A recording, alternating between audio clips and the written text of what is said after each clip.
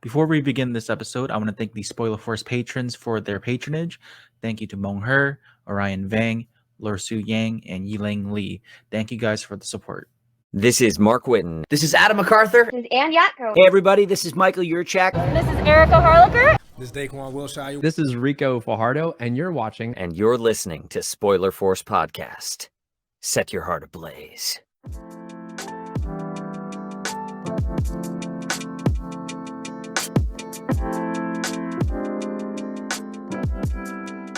All right, so this is episode 125 of Spoiler Force Podcast. My name is Ricky, and thank you for tuning in.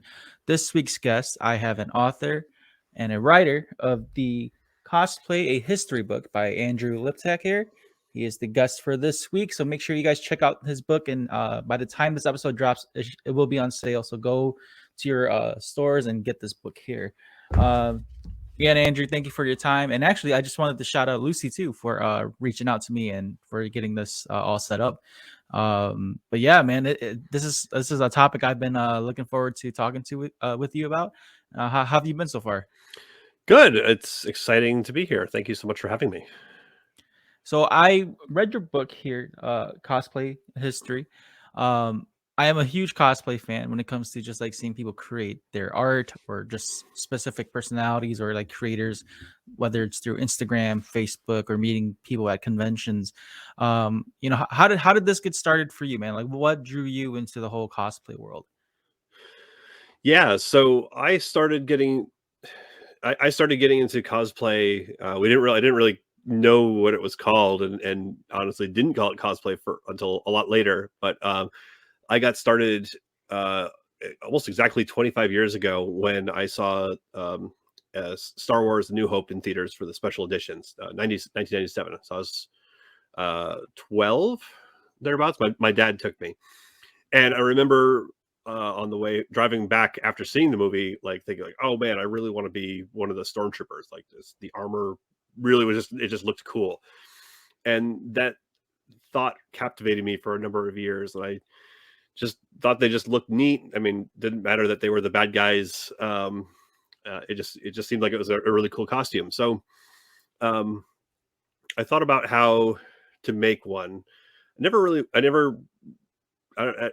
if it really didn't occur to me or I just didn't really think about it, but like I never really made it out of like cardboard or anything. I thought about when I went to my high school shop class, is this a thing that I might be able to do? Never really kind of panned out. But when I was a senior in high school in 2003, I convinced my band director to let the band play Star Wars. And for that final concert, I just think we got to do something special for it. So at that point, I had known about the 501st Legion, and we invited a member who was from Rhode Island, a guy named Scott Allen, and he drove all the way up from Rhode Island to Vermont. Showed up for the concert, suited up, blew away the crowd, and then afterwards I was like, how do I do this for myself? And later that summer, I'd saved up some money from a summer job and bought my own suit. So I had it by the end of the summer and threw it together, wore it, thought it was the coolest thing ever. And that's how I got my first costume. Aside from like what you'd make for like Halloween or whatever. And so from there, that's like while I was in college, I was the only person who really got seriously into like dressing up as a stormtrooper. Obviously, the only person with stormtrooper armor. But like I didn't really know that there were other people who did it, other than like the 501st Legion, which is sort of this nebulous group that was not really in Vermont that I knew of.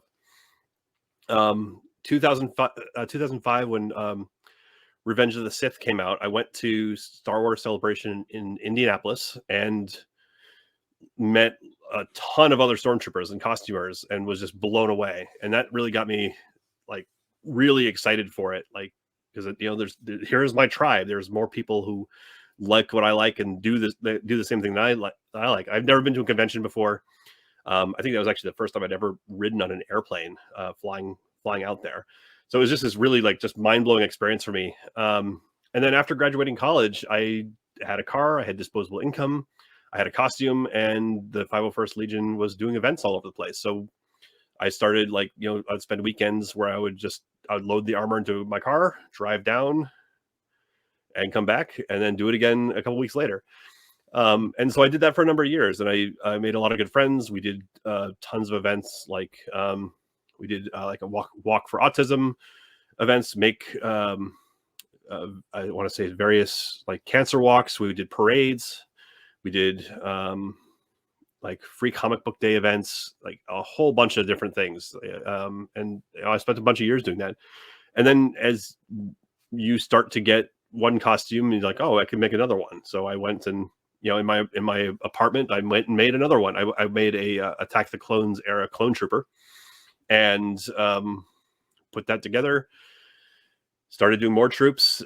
Did some high profile ones. Like I ended up going on the Today Show with there was some sort of special some sort of Star Wars Halloween thing. And I just sort of like kept at it over the years, just continued to make, either make other troopers or make other costumes of my own. So I want to say Boston Comic Con or Rhode Island Comic Con, like one of the first really sort of bigger conventions that I went to, in that time. I made like a jumpsuit from the movie Moon by Duncan Jones, a 2009 film, which I really loved. Still love. I basically just got like a gray jumpsuit and got threw the patches on, and sort of did that sort of casual cosplay, when I wasn't in armor, and then just sort of did some other lighter costumes like that. I did like a Stargate SG-1 uniform at one point, and I think that's hanging up down in my basement, and just other things like that. And while this was happening, I was also working as a freelance writer and journalist. So I started writing for a website called IO9, and then wrote a little bit about cosplay here and there, just because I was a 501st member, and it was something I could do, and something I was interested in. And then that became a full-time job. I went from working at IO9, I went to work for a tech site, wrote about a little bit more about cosplay. And while I was there, I just sort of started learning about. I had some good friends who were editors who had some really interesting ideas about entertainment and how we as fans relate to the stories that we are, consuming. And like, what does it mean to be a fan, and what does it mean to be, immersing yourself in this type of world. A good friend of mine, Brian Bishop, was very much into immersive entertainment. So he that sort of was a moment that sort of helped shape how I thought about this whole movement of cosplay, is this idea that we as fans are recreating the films that we love, or the books or the comic books, for the other fans that are around us. And so that's like sort of the long and short of like my origin story, and a little bit about like what shaped the book. There's other, I guess you'd say there's other little stories here and there in between, but like that's like the broad overview of it. That's great, man. I really like how you had all these like years of experience from just going to conventions, meeting new people, or meeting people who do similar things to you. I can see that in the way how you write your book, man. Just like through the first couple of chapters where you talk about, again, like your origin and just how you fell in love with Star Wars, and how the whole sci-fi scene, or like, a lot of the science fiction stuff plays a big part in the cosplay world, or like again, like conventions and stuff like that. Because when people dress up to these things, before, they used to always get made fun of for, like, they get called weird, or like, like I remember seeing kids, aside from like Star Wars, there was also like the big D&D thing where kids are like to dress up like the elves or the paladins, or wizards and stuff like that. And so to see how fast cosplay has like grown over the past like 10-15 years, and then seeing that people can make, like they can make legit income from it. There's professional cosplayers now, they can do like costume designs for movies and stuff like that. There's so many, the door has been open for so many opportunities for people who love cosplay. And I appreciate that you were able to write that in your book, and from your experience. But I wanted to add on to what you said about the 501st. Like I first seen the 501st at Motor City Comic Con in like 2015. That was the very first time I've seen the group, and like it was just insane. Like they had like this whole back, not the whole back wall, but like they had a huge booth in the back, and like there's like the Chewbacca's there, the Vader's there, the clone troopers. It's insane to see like people from just a vast age group, from like people that are much older or who've seen Star Wars in theaters growing up, or even to like people my age or even younger, going there and recognizing all these characters. And how did that feel, man? Like just dressing up as a stormtrooper and just like people recognizing, hey, I know what character you are. I love the troopers and all that. Yeah, that feeling never really quite goes away, especially when you come up across somebody who like you're their favorite character, or like it's like their favorite movie, especially sort of in the earlier days before cosplay was really like as big as it was, especially outside of the convention scene. Like a lot of like some of the most memorable troops that I've done, and I say troop, it's sort of a 501st lingo for like anytime we'd suit up and do an event.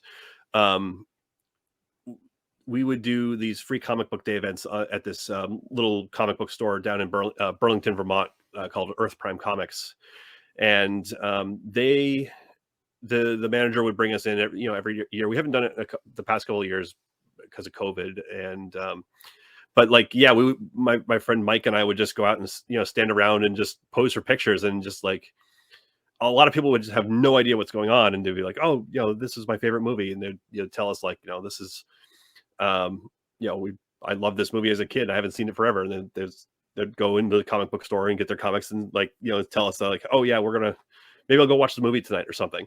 I think it's a little bit more recognizable now. Like people will say, oh, look, a cosplayer, but it's it still feels kind of neat just to sort of put the character on and just sort of pretend to be them for a little bit. I don't really do a lot with face characters, so I don't do like Darth Vader or like any of like the characters with lines. So I can't really speak to like how it feels to like be Darth Vader, but I imagine it's very cool, especially because those characters are a little bit more recognizable and they resonate a little bit more with people, as opposed to like Stormtroopers, like a generic Star Wars, if that makes sense. But it's interesting. One of the things you mentioned about it becoming a little bit more mainstream, over the time, that's sort of where this book came from. But while I was doing all this, I was also a science fiction fan, and there's this entire world of science fiction fandom. And I was, in addition to going to like Comic-Con, like the local like Boston Comic-Con or Rhode Island Comic-Con, I was going to conventions like ReaderCon in Massachusetts. And a really good mentor of mine, a guy named F. Brett Cox, who's a professor at the college I went to. He's a science fiction writer and commentator, and he encouraged me to go to this convention. And before I went, he sort of pulled me aside and was like, yeah, this is not that type of convention. It's a literary con. You're not going to see cosplay. Don't bring your Stormtrooper to it. So it was kind of interesting just to see that, even within fan circles, cosplay has been this sort of strange and sort of side thing, because like most of like I guess what we could refer to as like SF fandom is like they're very much literary focused. They're focused on the books and the like the content of science fiction, rather than like some of the other side trappings.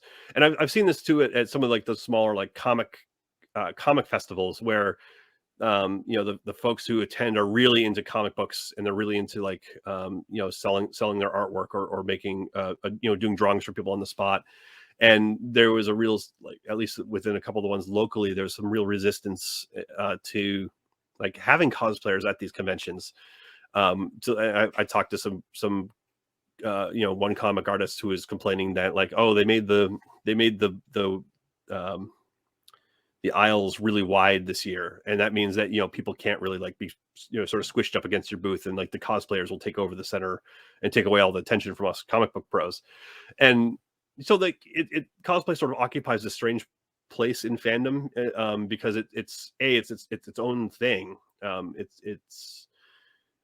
People are fans of, it's basically fans for characters and stories, rather than like fans of comics or fans of science fiction or what have you. So I found that to be kind of an interesting dynamic. I think it's changed quite a bit because I think most people who are fans of one thing are fans of other things. But also cosplay has become so much bigger in recent years, and it's become a lot more mainstream, because you have people who are, you see more of it through like social media or comic, say like San Diego Comic-Con becoming really big, or you see depictions of it in like TV shows like The Big Bang Theory or Mythic Quest, or take your pick. It's appeared as a thing in a whole bunch of other TV shows and movies over the years. So that's sort of my rambly answer for like how it has become a little bit more of a bigger thing, and sort of its place within science fiction fantasy, at least that world. I've never considered, or at least I never thought of that dynamic that you brought up, having like whether they're writers or artists, like say that the cosplayers take away the intentions of the booth. I never, I mean, now that you bring that up, it kind of like shatters the glass for me. Like, oh man, that is in a way true. I've never thought of that, because again, cosplayers are just the fans who walk around, so they kind of just get the attention. Oh, you're this character, you're this character. But it's crazy, right? Like you said, like through these recent years, there's even booths now, like vendors or writers or artists who hire cosplayers to stand at their booth to attract fans or to get followed, right? To get people to come over to the booth. Or they have booths of their own, like professional cosplayers.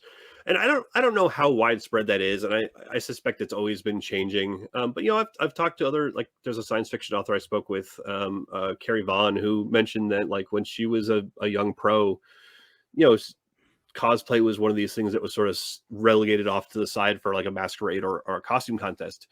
And then even earlier, I spoke with a woman named Astrid Bear who noted that and this changed around the time Star Trek came out, because Star Trek costumes were like regular clothes, regular uniforms, easy to put together. That's when that show came out. That's really when you started seeing people dressing up in costume, outside of these sort of designated cosplay, or call it a costume masquerade. That's when you sort of started to see these groups diverge a little bit. And there was, looking through some of the documentation, there was some people were a little bit kind of upset about that. They thought that maybe it takes away a little bit from like what the core of what they thought of fandom was. But fandom has always been this ever changing thing. Even when one of the first cosplayers appeared on the scene, a guy named Forrest Ackerman and his wife Myrtle Douglas. People saw them, were like, "What the hell are you doing? That's very weird." And then you have people start to do it over and over again, and it just becomes a normal part of fandom. So in the earlier days, costumes were sort of relegated to designated like masquerade times, so like a costume party. It was sort of a sideshow part of the convention or part of the programming, and you wouldn't really see people dress up, probably because it just took a lot of effort, and they were fans that were there for other purposes. But as costuming became this more ingrained in this fan culture, people wanted to spend more time doing it, so it eventually split off into its own conventions. And even when you had the rise of things like anime conventions or dedicated Star Trek conventions, like you would have people dressing up because they were extremely big fans of those particular stories. So it's always been really interesting just to see where cosplay has sort of seeped into fan culture and where it has sort of diverged and even at times butted heads. And then, when it comes to like people being upset with cosplayers, again, I don't know how widespread it is, but I can see their point, because like they're there to sell comics, or they're there to sell artwork, and they spend a certain amount per table, and they have to make money back from it. So if there's sort of there's a sense of competition that's sort of ingrained here, I think. And I think that's probably shifted away a little bit given how widespread cosplay is. And I think, if people recognize that, like, look, these folks are fans of these same stories you are, and they will probably also buy stuff, for, if not that particular artist, for another artist who's doing the same sort of artwork, or if they're drawing art based on the characters that they are.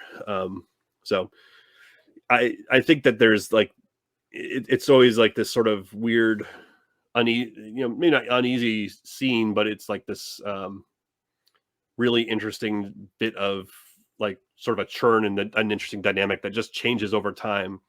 And I think it's just obviously I don't think cosplay is going to go anywhere, but it'll be interesting to see how that changes with time, especially if cosplay continues to grow like it has.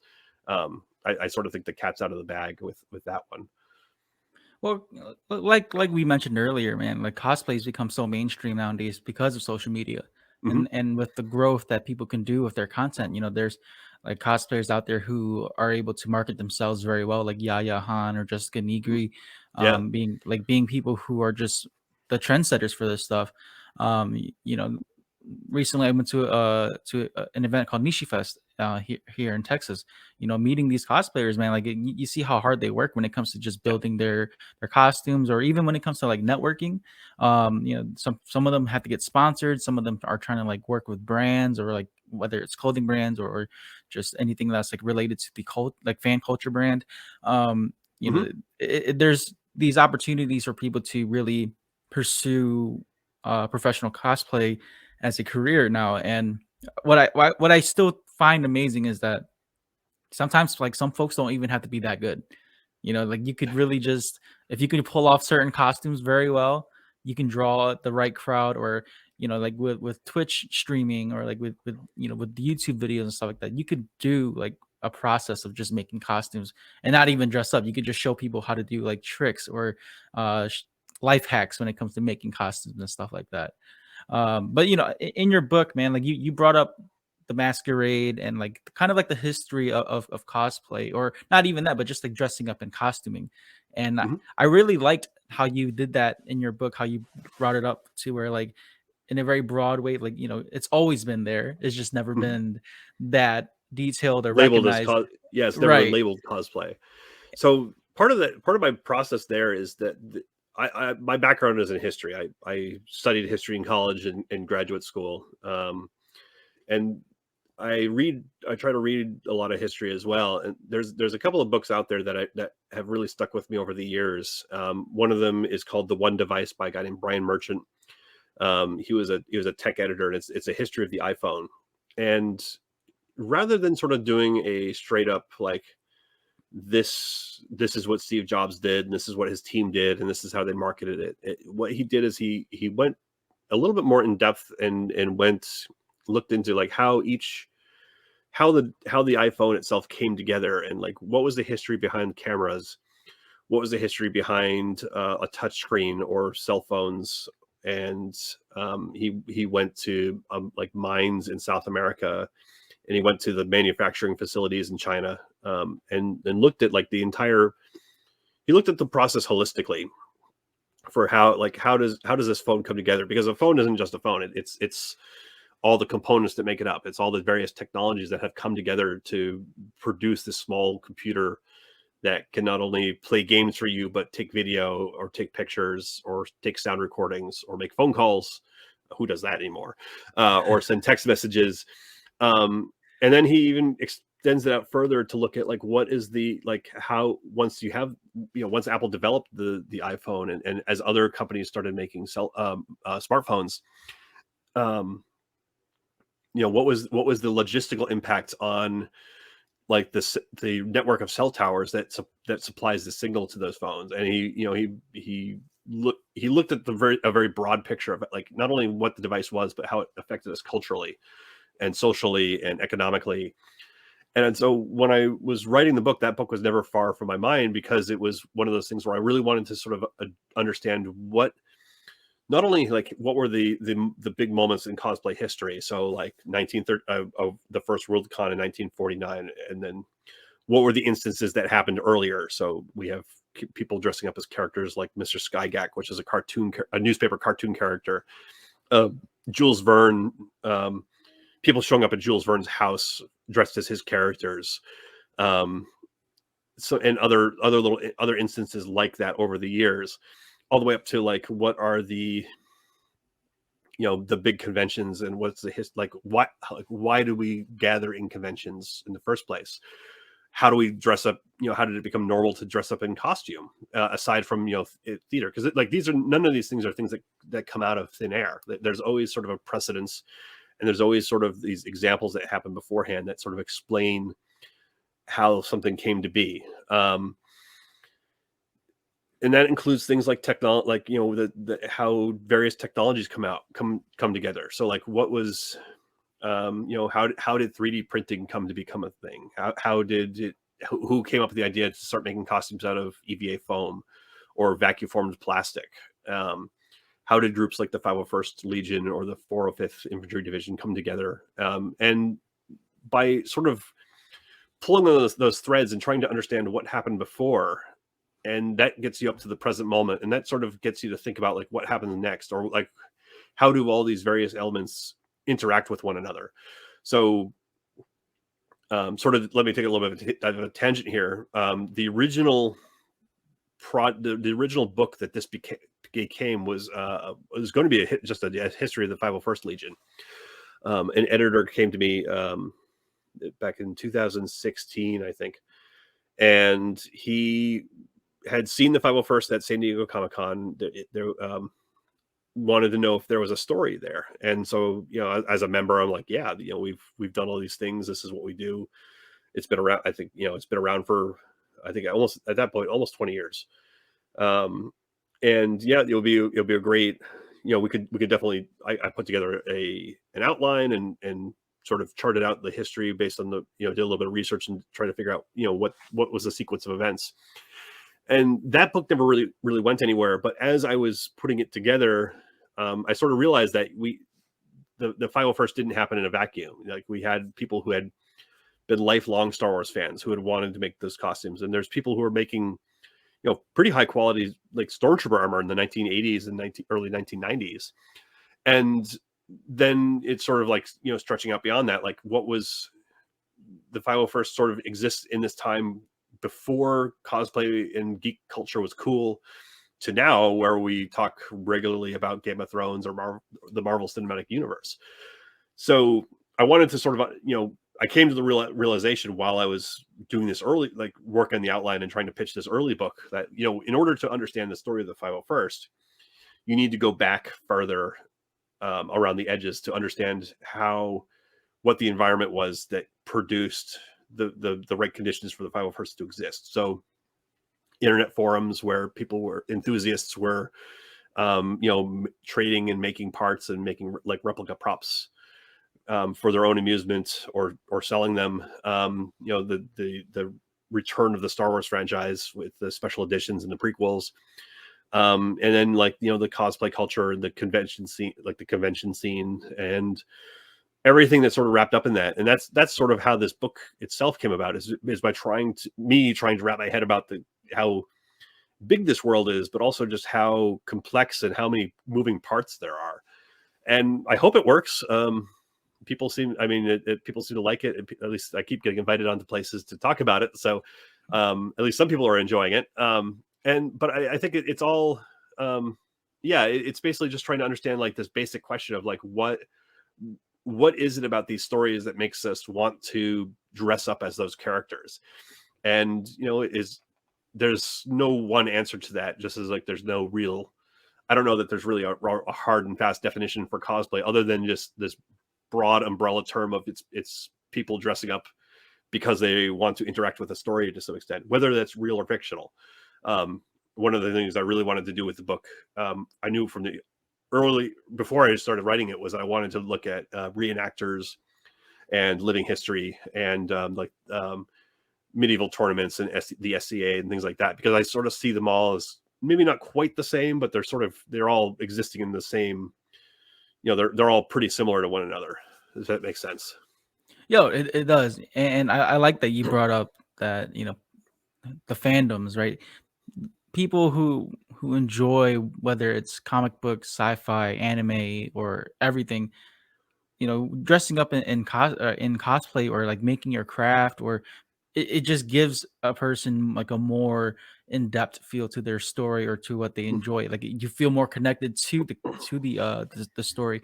And there are characters that I really enjoy, when it comes to like anime that I really want to cosplay. Mhm. And when I do dress up as like, and I've only done this like once or twice in my life. I've never really like gone all out. Excuse me, but when I do, you know, it's like a empowering type of moment. Like you feel like you're a part of that universe.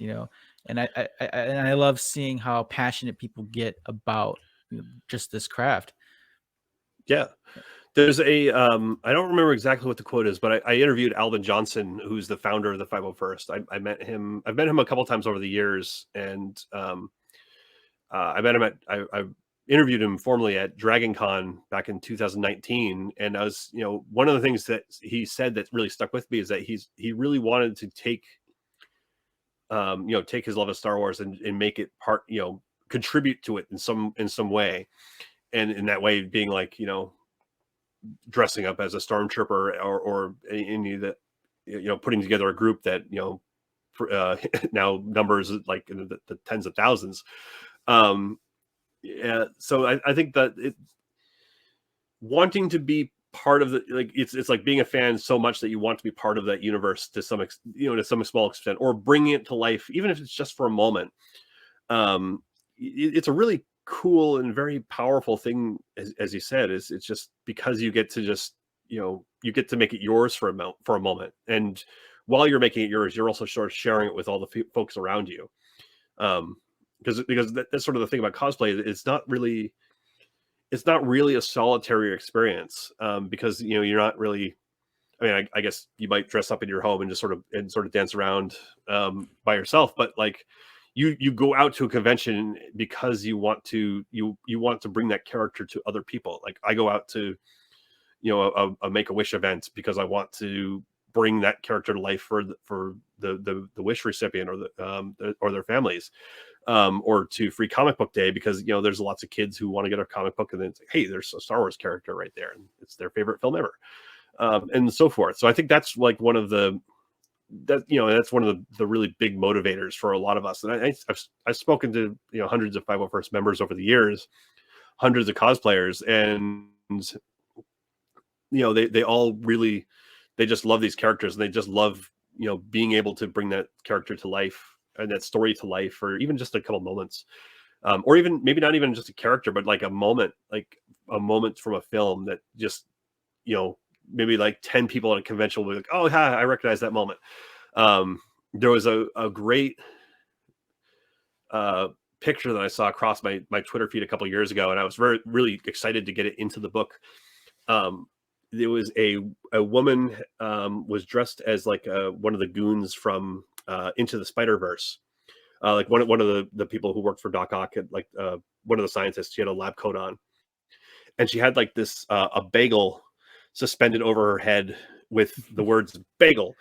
And if you watch the film really closely, there, as Peter Parker and Miles Morales are stealing the computer in the building, I would say Peter Parker throws the bagel and hits one of the scientists in the head. And when the moment it makes contact, you see instead of the word like power, bam, it says bagel. And so for that brief moment, like you're bringing that one really funny little moment to life, and like the only people who are going to recognize that are the people who have seen the film and like specifically saw that little caption. But it's so delightful to see that brought to life. And there's another really funny one. What was it? It was at Dragon Con last year. Somebody basically put a sailor hat on and made like a giant Ever Given ship that they basically like suspended over their shoulders, and then they just stood in the doorway and blocked everybody. And it was just like one of the, like, it doesn't even have to be like a big franchise that you're a fan of. It's just this one moment that's just so ridiculous, and you're just trying to like share, because every early in the pandemic everybody was like fixated on that ship, and it's one of those things that everybody can sort of relate to and like, oh, I remember that thing. So it's not even just characters, it's just like those funny moments that we all recognize, and we can sort of signal to one another that, hey, I'm a fan of this too. If you want to start your own podcast like Spoiler Force, then sign up with Buzzsprout. Buzzsprout has helped hundreds of thousands of users like me to begin their podcasting journey. With easy-to-use tools, you can effectively get your podcast onto different platforms like Apple Podcasts, Spotify, Amazon, iHeartRadio, and more. You can view your stats, create audio clips, and even have your own podcasting website. Buzzsprout offers ideas, tips, tricks, and tutorials to help you improve your podcast. Follow the link below, and once you sign up, you'll get a $20 Amazon gift card. This will let Buzzsprout know that I sent you and will also support Spoiler Force Podcast. If you want a simpler way to record both video and audio for your podcast, then sign up with StreamYard. StreamYard is the perfect program to create podcasts, host live streams, and even do video calls. There are many tools that can help you create and design your own personal studio. You can screen share, read live comments, and stream to different destinations like Facebook, YouTube, and Twitch. You can also download your video and audio once you're done with your recording session. Follow the link below, and once you sign up with the basic or pro plan, you'll earn a $10 credit to use for StreamYard. Happy podcasting. Yeah, I love seeing cosplayers or like people who, especially in groups, you brought up the whole solidarity thing, like seeing cosplay people, like people who cosplay together in groups, you see how big that impact is. Like it makes, even for me, it makes me want to be like, man, I should get my friends and we should all just dress up too. It's really nice to have people around you that like the same thing. And you talked about the whole reenactment thing. There's some cosplayers that I've interviewed. Amber Skies. She has. There was a moment where I forgot which convention it was, but she dressed up as Gwen Stacy and went around each Spider-Man and like just collapsing as if like she died. So all the Spider-Man will have to like react to it. I think I've seen pictures of that. Yeah. Or like the Uncle Ben. Or no, it was there was that. No, there was somebody. Oh shoot! I saw a picture of it in my mind and it just escaped from me. But yeah, there was something like that. Yeah. What was it? Maybe it was Uncle Ben from Spider-Man. But it was like they're just like collapse in front of the hero. That's gonna bother me now. Or like the Batman ones, like where Thomas and Martha Wayne would just like drop in front of Bruce Wayne. Maybe that was it. It was one of those tragic backstories, and it's just because it's you look at the back the faces on the bystanders, and they're just laughing because it's like, oh geez. And there was one really fun one from Star Wars Celebration a couple years ago, where this little girl dressed up as Jyn Erso, and her parents must have like 3D printed or something. They printed up the little data cards that had the Death Star plans, and she went around to the convention. Anytime she came across the Princess Leia, she was like, "Boop, here you go," and it was really adorable. And it's one of those communal things that I know it's Celebration. Like when I was, you sort of walk around to find your fellow tribe. Like, so I dressed up as a shore trooper from Rogue One quite a bit, and like I was like, when I went to Celebration in 2019, I was like looking for shore troopers. Like, I got to find my people, and then I ended up finding them, and one or two troopers would, if we're walking around on our own, eventually you'd sort of coalesce with a couple of other ones, and eventually I found a whole group of them, like just hanging out, and I don't think any of them had really known each other beforehand. But then they were hanging out, and I actually still keep in touch with a couple of people who I've met from the con. Just because we had similar costume types. Actually, I've got my helmet right here. So this guy, and so it makes it really easy to sort of see, like, if I'm wearing this costume, it's like, all right, I know where all my Rogue One friends are. And what was it? One of my friends from the New England Garrison. He had this really funny term that has stuck with me for years. And it's basically, one stormtrooper is just a dork in plastic, but 10 of them is a platoon. And so, I think there's a lot of wisdom. I think there's a lot of wisdom there, because like it always looks cooler when you have more than one trooper, or if you have the entire Justice League, or you have the Avengers, or any team up of people. And when you have that moment, like in a film, like when you have the Avengers gathering for the first time in the movie, and you see the camera circle around them, it's just this cool moment. And then when you suit up in costume with a whole bunch of people, like that are part of the group, you can sort of feel that moment. You can recreate that moment for yourself and have the same feeling, and it's the coolest feeling in the world. Yeah, that I love seeing that, especially like when there's like, with more media and press covering these conventions, when you see like people with really good quality cameras going around and making video edits and quick shots of like just various costume or cosplayers together in groups like that and recreating those scenes in movies. Um, I wanted to ask you, man, like Andrew, what's your thoughts on like the like when folks like not so much crossplay, but when they cross characters to make a very unique costume. For example, like I've seen one where they did the Avengers, or like, a group of girls did Avengers, like, but they were all like Sailor Moon characters, but they had like the weapons or like something similar to each Avenger. So I have a 2-year-old, 2.5-year-old right now who is obsessed with Encanto, and I really, really, really, really would love to see some folks dress up as the family as superheroes, based on all of their different special abilities. Um, I think that would be the coolest thing, because this is the kind of the neat thing about cosplay is um, is you're endlessly remixing. Pop culture is endlessly remixing itself. So you have people who within fan circles that they are taking the stories that they really like, and then they might write fan fiction about it, or they might cross over two franchises with one another. Um, to say like, let's see what would happen if Neo met Spock, or Luke Skywalker ended up on the Starship Enterprise. And fans have like always loved these types of what if questions. I think that's one of the really cool things about fandom, is that you can just there's no you don't have to let like because these are big properties, right? Like they have these quantifiable boxes that this is Star Wars, this is what Disney and Lucasfilm own, and we won't you can't play with it unless they let you play with it. But like if you're writing fan fiction, or if you're making cosplay, you're not constrained by any of that.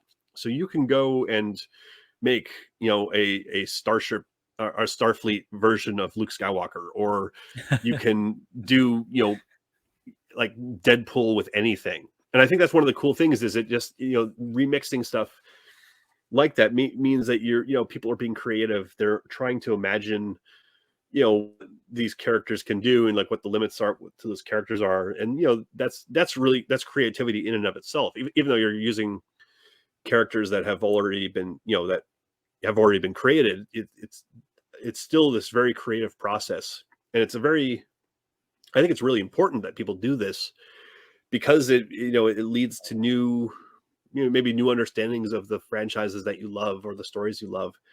And if you're a creatively minded person who you're writing your own stories, or drawing your own comics, or you're building your own characters, you're coming up with your own ways of doing things, or your own stories on your own.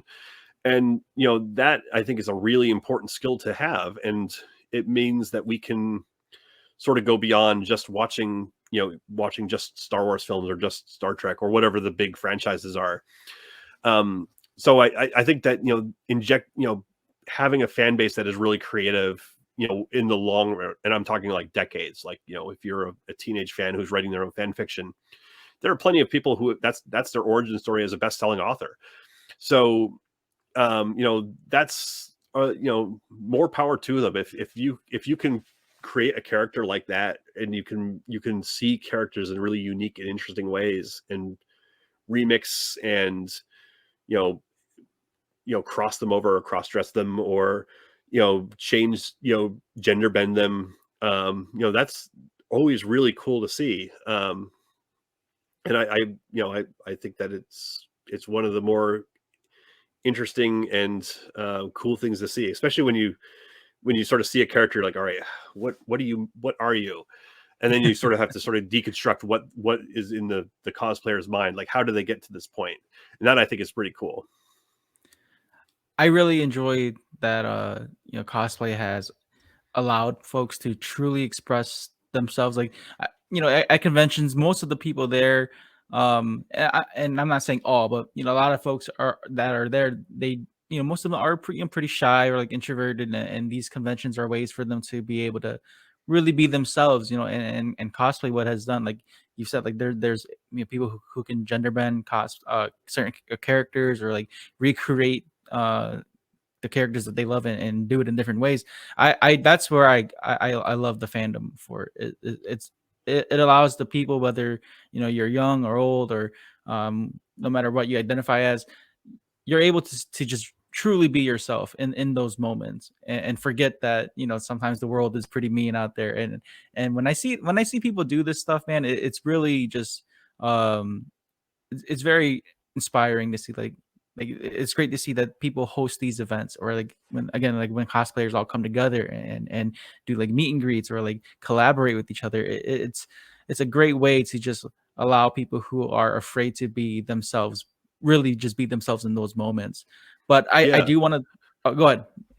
Well, the other thing I'll point out is that it's also really good to sort of reimagine your favorite characters in ways that they aren't depicted on screen. So like if trying to gender bend or even race bend characters, I think is a really interesting thing, because it gets you again, cosplay isn't limited to canon. You can make whatever you want, and if you can reimagine a character in all sorts of different ways, like a black Batman or black Superman, or black Zelda, like those are really those are really interesting things for people to do, because then it can sort of change the entire dynamic of a character, and you can think about like, oh, how well, like what other versions can this character be, and like what might their backstories be.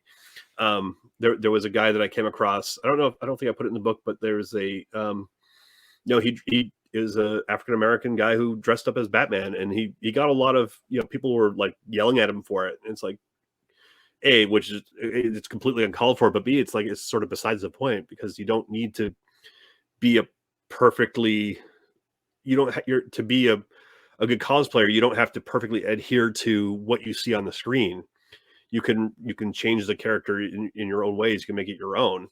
But like you can also like imagine like what are the what might that character's backstory be. Like Miles Morales' backstory is very different from Peter Parker's, and I think that neither character is better than the other, but like it makes you really sort of imagine like these different stories and these different backgrounds. And I think that's another really important thing for cosplayers to do, is to continue to sort of push at those boundaries and to rethink and reimagine and ultimately develop new characters for themselves, or alternate characters for themselves. Yeah, I like that you brought up Miles Morales, man, because like it's a great way for folks to identify themselves with a certain character, because there are qualities in like mainstream characters that we might not identify with. Not everyone can identify with Clark Kent or with Bruce Wayne, but then if there's another character who is also like Batman, or another version of another version of Superman, folks can relate to them, and it's not so much about who they are, but what they represent. And Yeah, and that's seeing. Oh, go ahead. oh no, that yeah, that's just pretty much my thoughts on it. Like it's like you said with Miles seeing Morales. your character. Oh, sorry, we got. Oh, no, go ahead, finish your thought. Sorry, we had a little bit of lag. So like one of the important things here is that when you see yourself in a character, I mean, I'm a white guy from Vermont. I see myself in all sorts of characters. That's a really huge validation for your life experiences and your existence, and that's so important. It's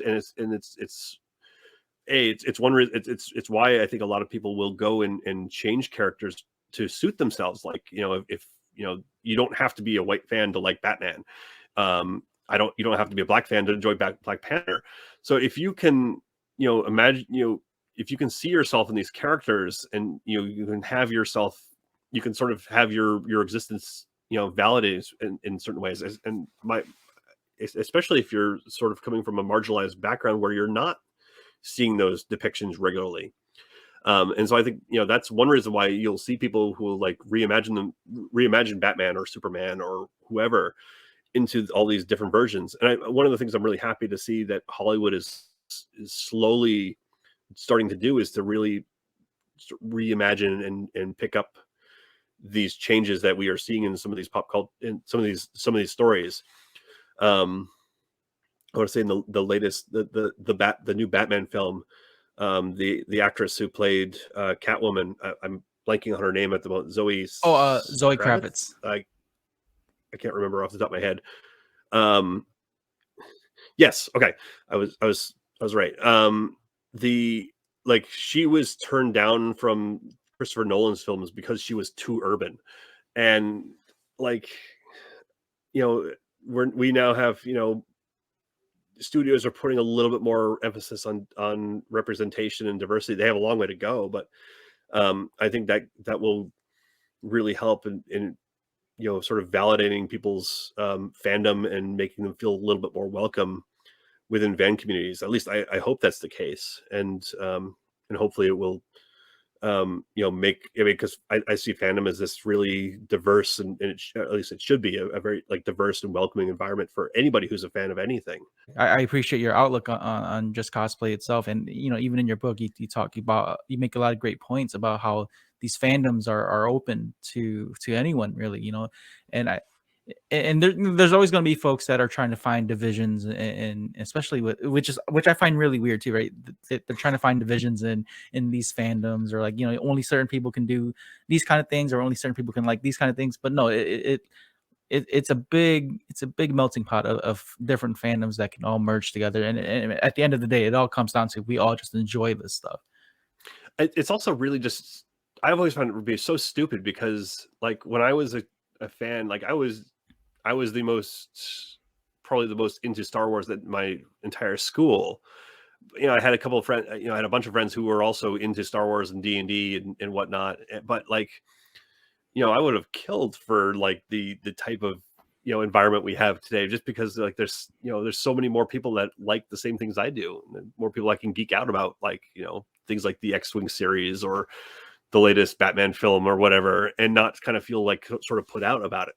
So, it's just, I don't understand why people sort of try to gatekeep these, their fandoms, because like, I'd rather have, more people like, who like these sorts of things. And it's really, I mean, I think it's awesome that we have, Game of Thrones is this huge mainstream thing, because, for a long time, it was just this incredibly dense fantasy book that, had a very devoted following. So, it's, I don't know. I don't get it, man. It's just a strange, I mean, I guess people like to sort of have their own little communities that they're part of, and they don't want people, they don't want, the wrong type of fan to come in. And I there's no wrong type of fandom. There just isn't. It's almost like, when and I'm guilty of this too. It's almost like, when you first find a band that no one knows, it's kind of like just that like, only me and a few people know about this. So like, you kind of keep it to yourself. But then at the same time though, like as whatever you like grows, man, like as much as you don't want it to grow, you'd like it's best for it to grow so that you can get even more out of it and more support for the content or the artist or whoever it is that's doing this stuff, man. Like you said about Game of Thrones, man, like it was a very niche following at first, and now it's like mainstream, and they're coming out with the prequel, I believe, on HBO. Prequel series. One of the funny stories about that is that when George Martin first, he's had a really incredible career over the course of his life. He's undergone like several moments like that would have killed any other author. So he like started writing like straight up science fiction stories in the 1970s and 80s. Wrote a couple novels. One of the novels tanked horribly, and like if that happens, like your career is over. But he made the jump over to TV, and then when TV sort of fizzled out for him, he was like, because he wanted to, he wanted to tell these really big stories. Like, well, I'm going to tell the story the way I want to, and it doesn't matter if like we can adapt it or not. And that was Game of Thrones. But like, when early in the Game of Thrones, after Game of Thrones had come out, like he was doing the usual author tour, and he was at a it's like a Barnes and Noble somewhere, and there was another event at the same time, and he had like one or two or nobody showed up for him, but the other event was Clifford the Big Red Dog, and it was packed. And like nowadays, like it's like like if he can't go to a con without getting mobbed. So it's just funny just to see like how things grow and change with time. But when it comes down to it, we're like all kind of tribal as people, aren't we? Like we have like this is how like the human brain can't really sustain relationships with like more than like 90 people or something. So like we have to have like these smaller groups, but it's also that doesn't necessarily mean that we can't have these larger groups and larger movements that we're part of, even if you don't necessarily know everybody in them. I mean, like I certainly don't know everybody in the 501st. We've got like 15,000 people, but like it's cool to be part of that larger community and that larger movement. So Yeah, and the there's same definitely thing with Star Wars fandom. yeah. I mean, there's definitely the common ground that you guys all have. Yep. That way it's not like awkward. And when you meet when you meet the other members, like, there's something there that you go, man, like, don't you like this too? Because like I like this too. And that's what, again, back to the fandoms, man. Like that's what it's all about. It's all about creating common ground for everyone. But Andrew, like I said, thank you for your time, man. I really appreciate this. I really enjoyed your book. For those who are watching or listening on the podcast streams, definitely check out Cosplay: A History, written by Andrew here. This episode will drop the day that this book is released, so definitely go into stores. You can buy it physically or on digital as well. Yep, and Andrew, it'll be an ebook. It'll also be an audiobook. Perfect. So if you want to listen while you're building a costume, you can do that too. Yeah, but Andrew, again, before we wrap things up here, how can fans reach you if they want to follow you and your content? So I'm on Twitter at Andrew Liptak. I'm on Instagram at LIPTAKAA, so Liptaka. Most of where I'm spending my efforts is I have a newsletter that I call Transfer Orbit, and that's transfer-orbit.ghost.io. If you go to Instagram or Twitter, you can find the link in the bio there. But that's where I basically spend a little more time writing sort of the longer form stuff, like like book reviews, lists of books that are coming out. Like if I have thoughts on something that's going on in science fiction, fantasy, or cosplay, I'll write it. I'll put it there. It's a little bit more. I like to write a little bit longer than just 140 or 280 characters. So, what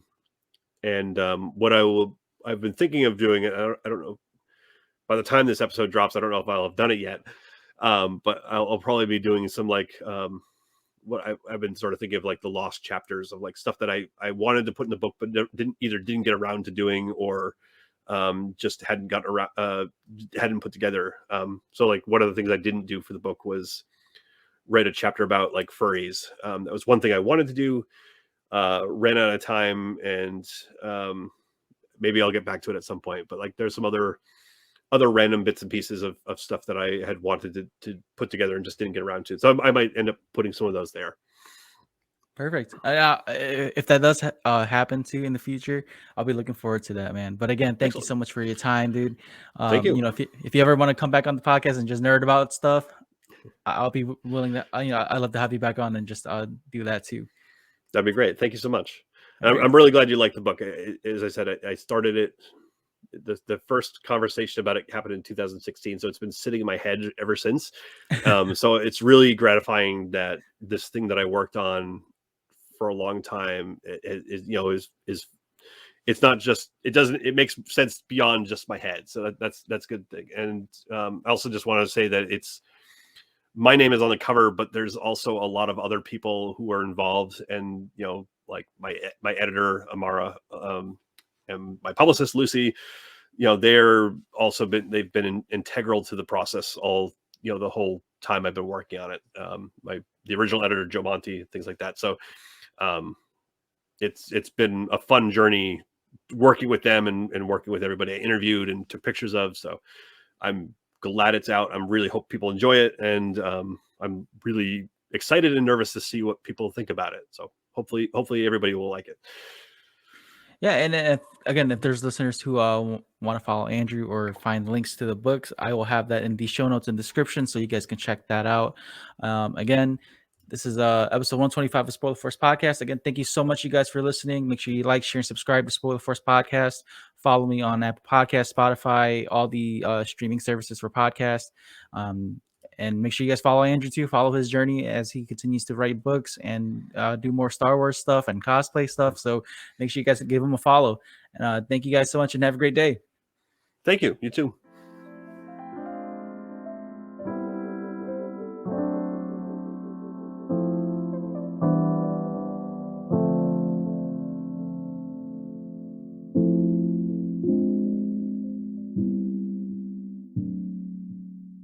If you enjoyed this episode, make sure to give a review and rate Spoiler Force Podcast. If you want to get all Spoiler Force updates or even peeks at behind the scenes, you can join the Spoiler Force Discord community. And if you'd like to show support, give tips, recommendations, sponsorships, or any collaborations, you can email me at rickyvang92@gmail.com.